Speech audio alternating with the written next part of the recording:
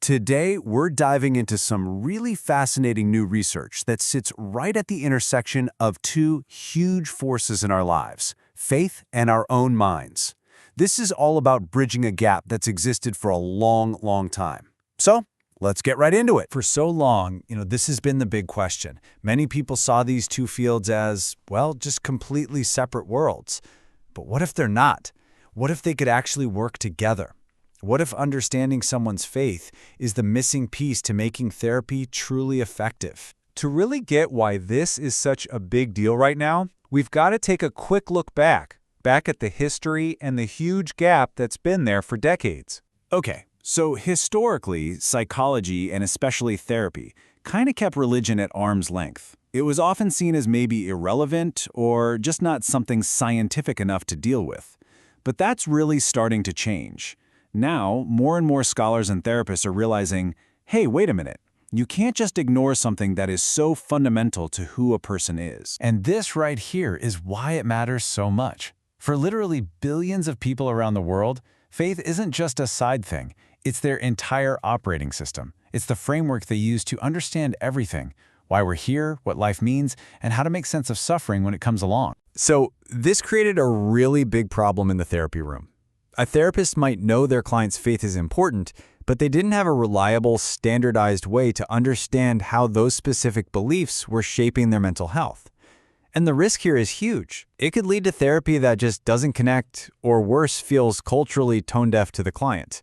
Something was needed to build a bridge. And that brings us right to the heart of this research, the creation of a brand new tool designed to be that exact bridge. It's called the Measure of Religious Beliefs About Mental Health, or the MRBMH for short. And its goal is actually pretty simple, but it's also incredibly powerful. It's meant to give therapists a clear, structured way to basically ask, hey, how does your faith shape the way you're seeing your struggles right now? And what do you believe will actually help you heal? Now, this wasn't just a few questions someone dreamed up. To make sure this tool was legit, the researchers put it through some serious testing.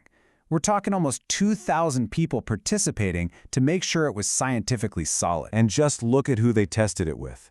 This tool was validated with a large number of both Muslim and Christian participants. So right from the get-go, it was designed to be useful across different Abrahamic faiths, not just for one specific group. That's a huge deal. The original paper is full of all sorts of complicated stats, Cronbach's alpha, CFI, all that stuff. But here's what it all boils down to. The tool works.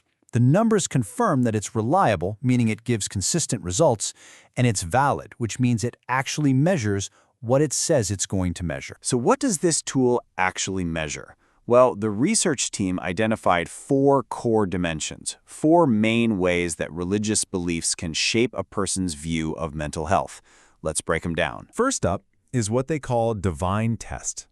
This is the idea that the struggles we face in life, including our psychological ones, aren't just random bad luck. No, they're seen as tests from God, designed to measure things like our faith, our gratitude, or our character. And this quote is an actual statement from the assessment itself. A client would rate how much they agree with this. You can see right away how this gives a therapist a deep insight into how their client is framing their entire experience of suffering. Okay, the second dimension is divine determinism. This is all about the belief that our mental states, the good times and the bad, the peace and the pain, are all ultimately part of a larger divine plan. They're willed by God. And here's what that can look like in practice. For a therapist, knowing if a client strongly agrees with this is absolutely critical. Why? Because it could really influence how much control they feel they have and what kind of therapy they're open to. Third, we've got the dimension called psychological problems. This one is less about the big why and more about the how. It measures beliefs about specific spiritual causes and, more importantly, spiritual solutions for mental health issues, things like giving to charity or the act of forgiveness. Just take this example, which comes right out of the tool. If you have a client who deeply agrees with this, well, then an intervention that focuses on forgiveness could be incredibly powerful for them because it taps directly into their existing framework for healing. And that brings us to the final dimension, faith-based healing. This is all about the belief that the main path to getting better, to healing, involves actively turning to God and diving deeper into religious practices. This quote from the scale is so powerful. If a client feels this way, a therapist absolutely needs to know that. It doesn't mean therapy is pointless, not at all. It means the therapist has to frame their work in a way that respects this core belief, maybe presenting therapy as a tool that God is providing to help with that healing. Okay, so now we have these 4 dimensions. But how does this tool actually make a difference in the real world?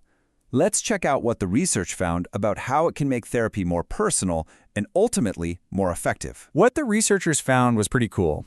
People who had strong beliefs along these 4 dimensions also tended to have higher religious intelligence and better spiritual health overall. And here's the kicker: they also reported fewer religious or spiritual problems. It suggests that when these beliefs are well integrated, they can be a real source of strength and resilience. And then the data revealed this really interesting little detail. Overall, there weren't big differences between men and women, but when you look closer at the specific dimensions, women were a bit more likely to see life's challenges as a divine test.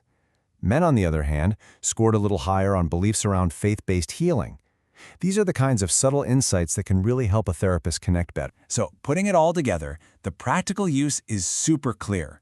A therapist can use this tool to quickly and respectfully understand where their client is coming from. They can see which beliefs give them strength and which might be causing conflict.